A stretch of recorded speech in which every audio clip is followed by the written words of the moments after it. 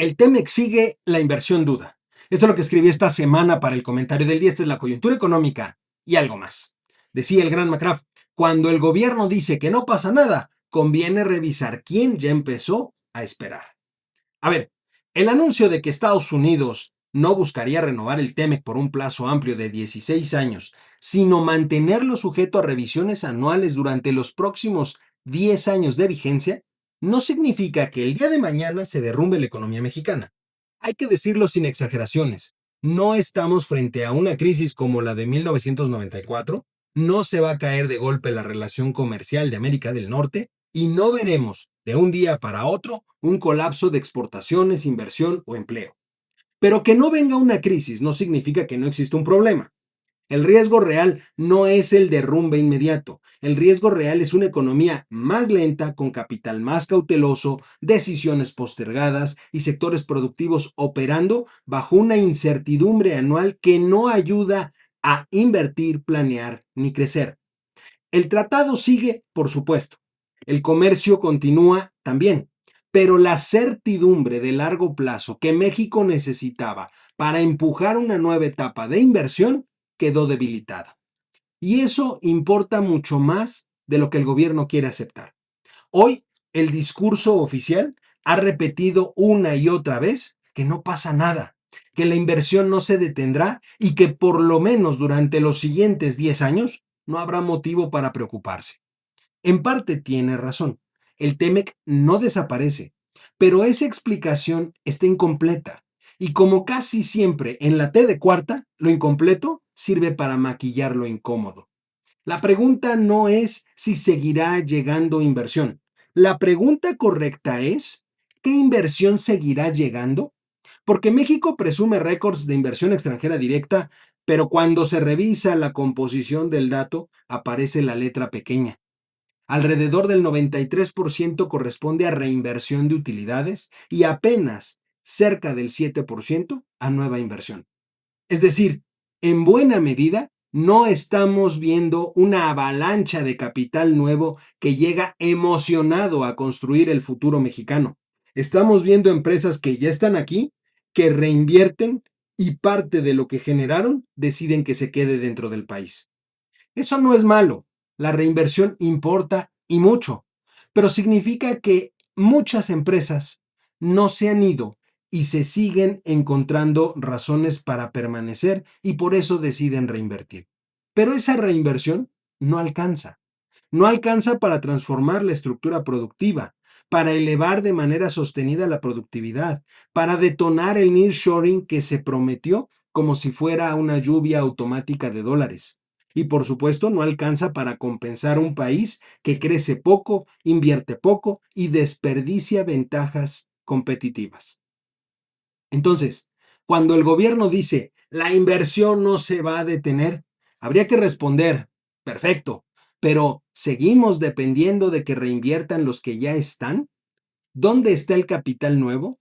¿Dónde están los proyectos grandes? ¿Dónde está la confianza suficiente para que una empresa decida construir una planta, ampliar una cadena de proveedores, traer tecnología, contratar personal y comprometerse con México durante los próximos 15 o 20 años?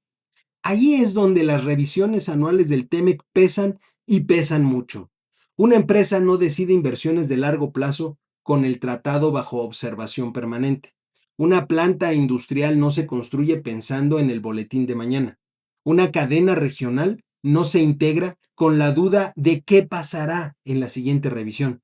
El capital puede tolerar muchas cosas, créanmelo, pero no le gusta caminar sobre un piso que cada año puede moverse. No se trata de pánico, se trata de cálculo. Y cuando el cálculo se llena de dudas, todo se vuelve más lento. La inversión se divide en etapas, los proyectos se aplazan, los comités de riesgo piden más información, las matices esperan señales, los sectores aguantan mejor, pero otros, como por ejemplo el automotriz, autopartes, acero, aluminio, agroindustria, dispositivos médicos, electrónica y manufacturas altamente integradas con Estados Unidos, podrían operar con más cautela. No porque el tratado vaya a desaparecer, sino porque el horizonte ya no se ve tan limpio como era antes. México necesitaba lo contrario, una señal fuerte de continuidad, estabilidad y confianza.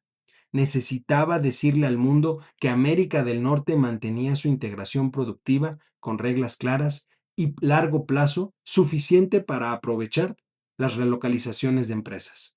Pero en su lugar, el mensaje es más gris. El tratado sigue, pero cada año habrá revisión. No se rompe, pero se discute. No se cancela, pero se condiciona.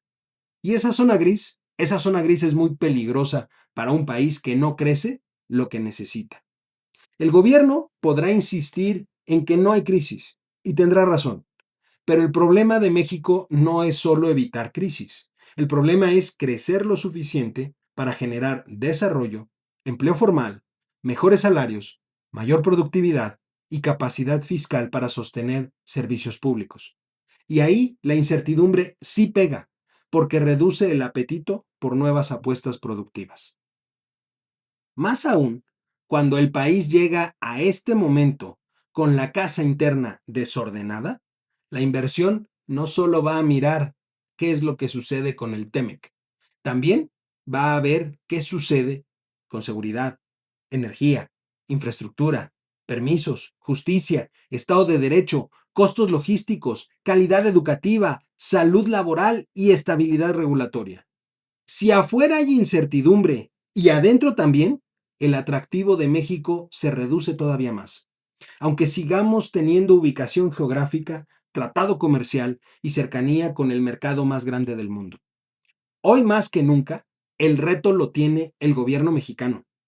Si el entorno externo se vuelve menos claro, la obligación interna debería ser construir confianza. Pero la T de cuarta nunca ha entendido la economía más allá de las transferencias. Para ellos el desarrollo parece reducirse a entregar apoyos, repetir que primero los pobres y presumir cifras desde el micrófono. Lo demás, productividad, inversión, competencia, formalidad, educación, salud, energía, seguridad pública, todo eso suele quedar subordinado a la narrativa. Y esa es la contradicción más grave. El gobierno quiere inversión, pero desconfía del inversionista. Quiere crecimiento, pero maltrata la productividad. Quiere competir en América del Norte, pero gobierna como si bastara con repartir dinero y culpar al pasado. Quiere presumir bienestar, pero el gasto desmedido en transferencias y caprichos pone en jaque sectores fundamentales como salud, educación, infraestructura y seguridad.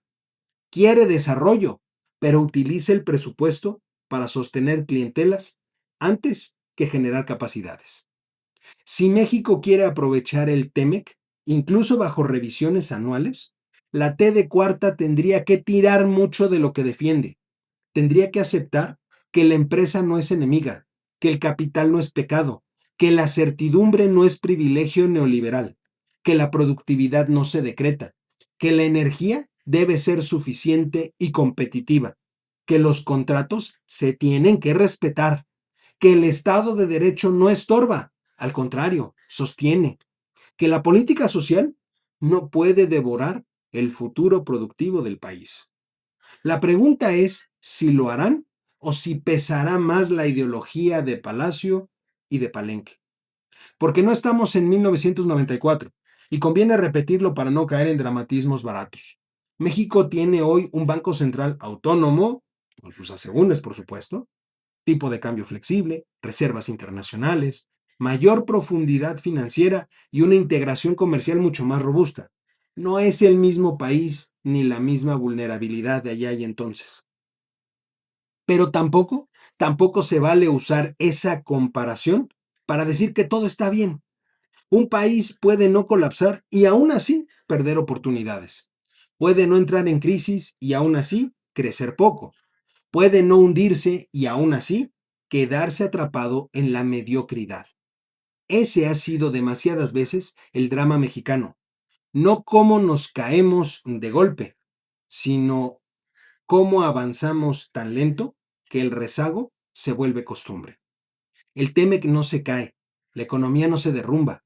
No estamos cerca de una crisis como la de 1994, pero tampoco hay el desahogo que México necesitaba para crecer más, atraer inversión nueva y construir desarrollo. Lo que viene, si el gobierno no corrige, es una economía que camina con freno de mano, comercio que sigue, capital que duda, proyectos que esperan, sectores que calculan y oportunidades que se pierden sin hacer mucho ruido. Y cuando el capital fluye lento, el país, el país también avanza lento. Así, así los tiempos estelares del segundo piso de la transformación de cuarta. Y como no todo es lo económico, voy al apunte incómodo.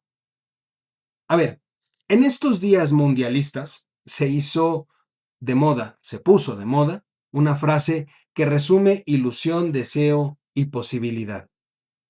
¿Y si sí? ¿Y si sí le ganamos? ¿Y si sí pasamos a la siguiente ronda? ¿Y si sí hacemos historia? La frase no nace de la certeza absoluta, sino de una esperanza posible, de mirar lo que tenemos, lo que somos, lo que falta, y aún así animarnos a pensar que algo mejor puede ocurrir. Pues bien, quizá, y esto lo dejo como una reflexión para usted que me ve y me escucha, quizá deberíamos llevar ese y si sí más allá del fútbol. ¿Y si sí nos involucramos? ¿Y si sí empezamos a poner atención en lo que dice y hace el gobierno?